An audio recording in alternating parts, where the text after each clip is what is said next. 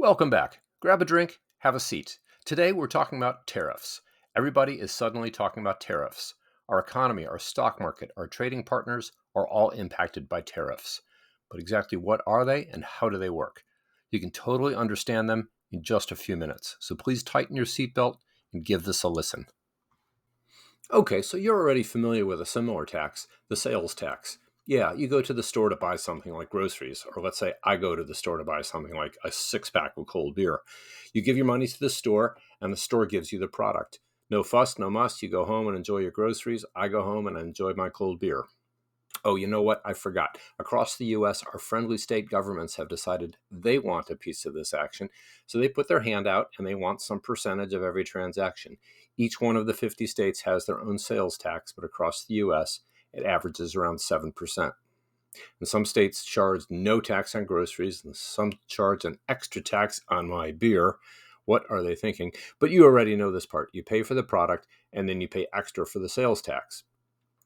Now, here's one detail that's key to this whole system. Who do you actually pay the tax to? Us consumers pay that tax at and to the retail store, but then the store pays all of that tax to the state. So we consumers don't pay our sales tax money directly to the state government. We pay it to the store, and then the store pays all that tax revenue to the state. So you can see the sales tax. It's obvious. You can see exactly how much it is right on your receipt. Okay, except for the gas tax. The signs at the gas station are already so big, it would be a nightmare for a gas station to put up a sign that shows the before tax price and the after tax price. So they just show us the everything all in, including the tax price. So you could say that the gas tax is kind of hidden in the price of the gas. Every state decides on their own gas tax, and there's also an 18-cent a gallon federal gas tax. Oh, the room just got a little quiet. Yeah, there's an 18-cent a gallon federal gas tax, but my friends with diesel trucks don't pay that. No, they pay 24 cents a gallon. The important point here with the gas tax is the government can kind of hide a tax into the price you pay. So just remember that for a second. So how is a sales tax different from a tariff? Great question. To understand tariffs, we need to expand on this idea of where the stuff we buy comes from. A few years back, at the start of COVID, you probably started hearing this term supply chain. That basically means all the details of how our stuff gets to wherever we buy it. So whether you are buying a new phone or some groceries, or if I'm buying my favorite 6-pack of cold beer, obviously that stuff doesn't start its life at the store. That stuff comes from someplace farther up the supply chain where it's produced. That is more than just factories. Our stuff also comes from farms and breweries. Sometimes it's produced here in the US, sometimes overseas. Let's look at those goods that come in from overseas. Now remember, this is total oversimplification. I know there's warehouses and shipping ports and airports and carports, all kinds of details that I'm not detailing. I'm keeping this at a real high level. On my graphic here, I just have to rearrange things to make a little room for the U.S. border. Somewhere along the line between a product being produced or farmed or brewed overseas and then getting onto our store shelves, there's two groups that work together every day. There's a company, usually an American company, who does the actual importing, who works with the U.S. Customs and Border Patrol. They work together to get goods across the border and into the U.S. For products that cross the border into the U.S., Customs and Border Patrol verifies that shipment is okay to enter the country, and they determine how much of a tariff should be applied to it. Amazingly, on an average day, about 100,000 shipments of products are imported into the U.S. Remember back at the sales tax when the state government put out its hand wanting some percentage of every transaction? It's basically the same thing here. The U.S. government puts its hand out wanting a percentage of the value of every imported product. That company here in the U.S. who's importing the product pays that tariff to the U.S. Customs and Border Patrol. These companies who import products into the U.S., the companies who help supply our grocery stores and our liquor stores and our phone stores, our car dealerships and our liquor stores, are the ones who pay American tariffs to the American government.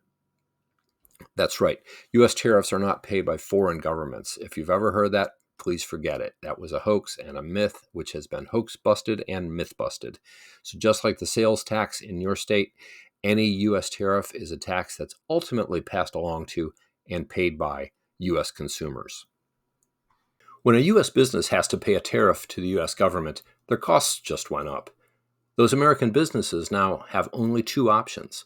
One, they can do what every business has done since the beginning of time. They pass along their increased costs to their customers by raising their prices. That means U.S. consumers pay higher prices to cover the cost of the tariffs. All U.S. tariffs are ultimately paid by U.S. consumers. Two, or the business can eat their increased cost from the tariff and risk going out of business. I understand that thousands of U.S. businesses are going to try this, and they will risk going out of business. Ultimately, every U.S. business has to do some of both. They might eat part of the impact of the tariff, but they will pass along most of the cost of the tariffs to U.S. consumers, or that business will risk going bankrupt. Here's one example. Let's say that America's tariffs on Chinese goods are 30%. Ever since President Trump took office, these tariffs have varied between 50% and 145%, with a recent reprieve back down to 30%. So Amazon or Best Buy or Home Depot would still pay their supplier for their product, but they would also have to pay 30% more in tax on that product, their payment to the U.S. government. So if they were paying $100 for a microwave oven that they just imported, they would now also have to pay $30 more for the tariff to the U.S. government. So their cost on this one item just went up by $30. They can't suddenly start charging an extra $30 for the same product. Consumers would revolt and would just stop buying most products. But at the same time, businesses cannot just eat the cost of this extra cost, which is exactly what the White House has suggested that U.S. businesses should do. That's nonsense. A business can't pay $30 more or $50 more for some $100 product and not raise their prices and somehow survive the next quarter. No business has that kind of wiggle room. So America's two biggest retailers, Amazon and Walmart, both announced that they would be telling their customers just how much their prices were going up due to tariffs. Duh. Everyone in the business world saw this as a straightforward way to be honest about what was happening. But in contrast, the White House labeled this open communications as hostile.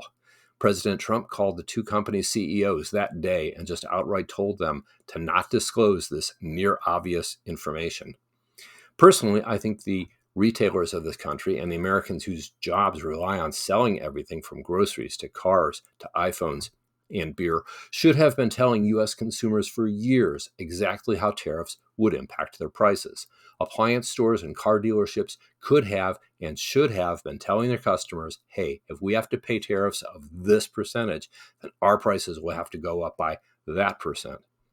The first company I heard this from was not Apple or GM or Boeing. No, the first business I heard say that their costs would skyrocket was my plumber. They told me almost everything they install, from garbage disposals to valves to pipes, is imported. They told me a year ago that if tariffs arrive, they could not possibly pass along these huge price increases to their customers, and they might go out of business. Tariffs will hit America's small businesses especially hard because they just do not have the resources that large businesses have, like being able to pivot on their production sources or the ability to suffer through years of economic losses. The bottom line, an American tariff is just a tax that is paid initially by U.S. businesses who will pass along their higher costs to U.S. consumers, to you and me. Very similar to a sales tax, the importing business is simply being charged this tax, and they pay that money to the U.S. federal government. And the business then looks to you and me to pay their increased cost. Now, just to be clear, the total price of the imported product is not going to increase by the same percent as the tariff. If we're looking at 50% tariffs, our prices on the shelf will increase by less than 50%. When you buy a $100 computer monitor, for example, and there's a 50% tariff, its cost in the store will not go up by 50%, but probably 25 to 30%. Yeah, under a 50% tariff, many electronic items would go up in cost. That's the price we pay in the store by 25 to 30%. A microwave oven that costs $100 today would suddenly cost about $30 more, about $130 total. The difference is only because the store has plenty of other costs that are not directly affected by the tariffs. A U.S. store pays wages to its employees. It makes a rent payment on the store building. It pays a utility bill to the local electric company. None of those things are imported, so those expenses are not affected by the tariffs. Well, not directly anyway, because those are not the only higher costs the store is going to face. The store's next building will cost more when we have to pay more for imported lumber from Canada. The store's employees will someday scream for higher wages when they see that everything they buy is more expensive. Yeah, we're going to see inflation on damn near everything.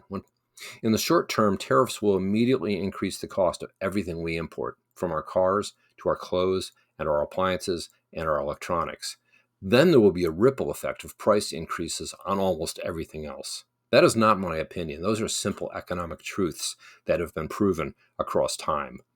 During the Great Depression, the U.S. tried tariffs, and it only made things worse, much worse. But none of those are reasons why I am for or against tariffs. The reasons that I am for or against tariffs are in my next video. By the way, this discussion has focused on retail businesses and consumer products, because that's where you and I spend our money. But of course, the American economy is way more than that. I honestly don't know the last time you bought a bulldozer or an airliner, but American manufacturing has to be part of this conversation. You might think that U.S. companies like Caterpillar and Boeing would not be affected by tariffs. They have factories in the U.S. But these companies import tons of raw materials from overseas every day. Caterpillar estimates that the new tariffs will cost them $1.5 to $1.8 billion this year.